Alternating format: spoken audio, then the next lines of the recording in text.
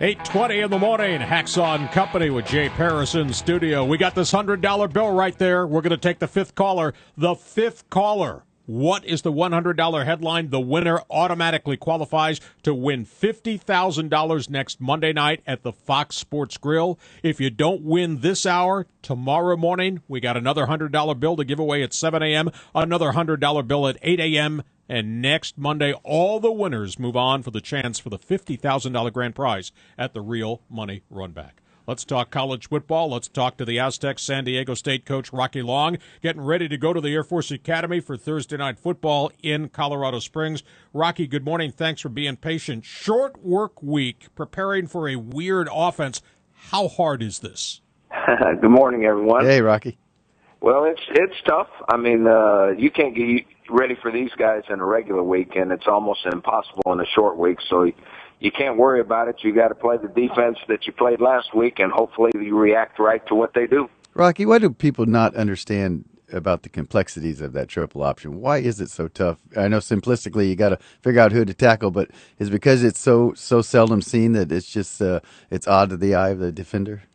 Well, it's two reasons. Number one, you can't see it from the sidelines. It's hard to see on TV. They don't block two guys. They just read them. The quarterback reads them. If he comes in and takes the fullback, he pulls it out, and then they don't block the guy that he options.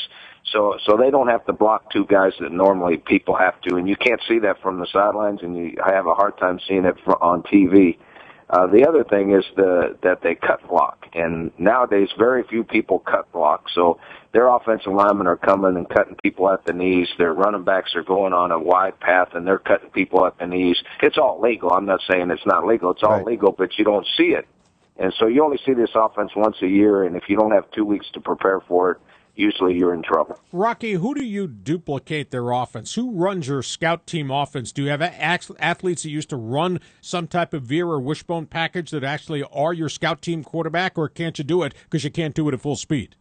Well, actually, we have a really good quarterback for doing that. Chase Favreau was a spread zone read quarterback in high school. He's our freshman quarterback.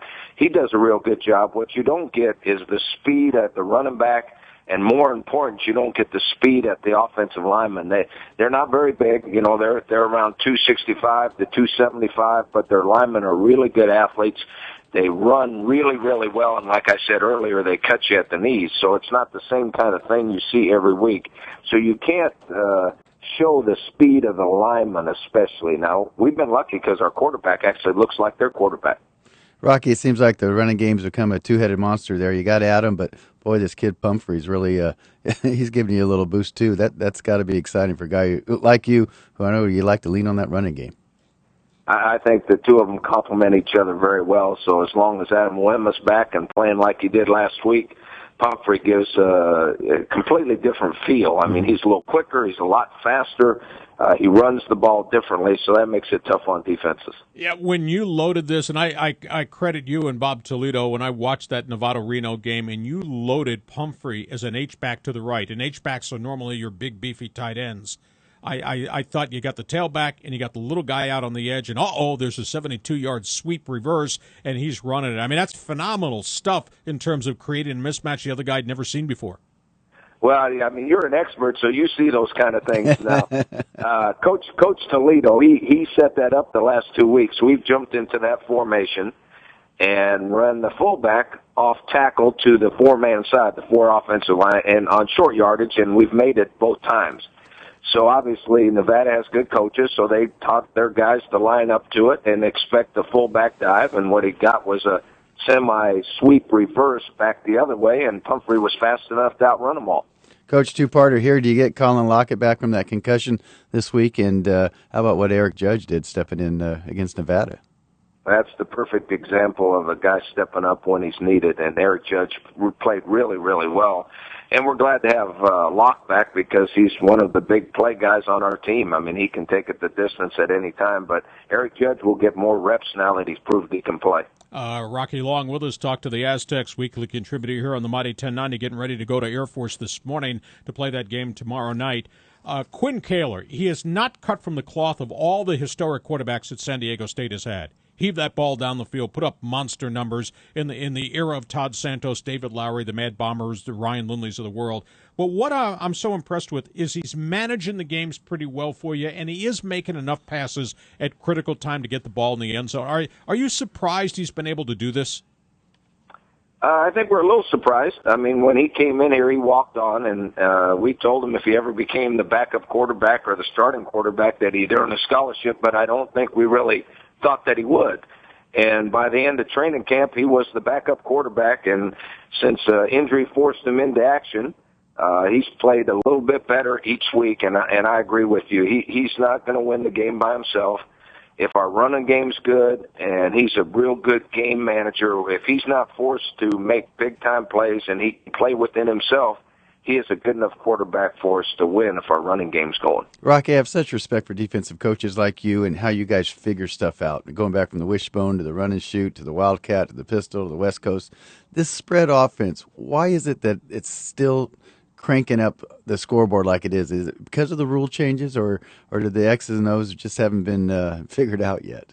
Well, it's driving all us defensive coaches crazy. But, I bet. But it is two reasons. Number one, the skill at the quarterback position is so much better than it was 10 years ago. Even better than you when you played quarterback? Oh, much Come better on. when I played. Okay. But the receivers are so much better. They're so much more skilled because they've done it longer. They've done it since little kids. They've thrown it since little kids. They've caught it since little kids. And then offensive coaches have used the field. They've spread you from sideline to sideline, so there's a lot of one-on-one situations in the open field, which makes it very difficult on the defense. You add that to you can't touch quarterbacks anymore. You can't touch receivers anymore. You can't intimidate a running back or a quarterback or a crossing route anymore because you can't hit them. All of a sudden you have this explosion in yardage and points in the college game, and you're starting to see it creep into the pro game. Final question.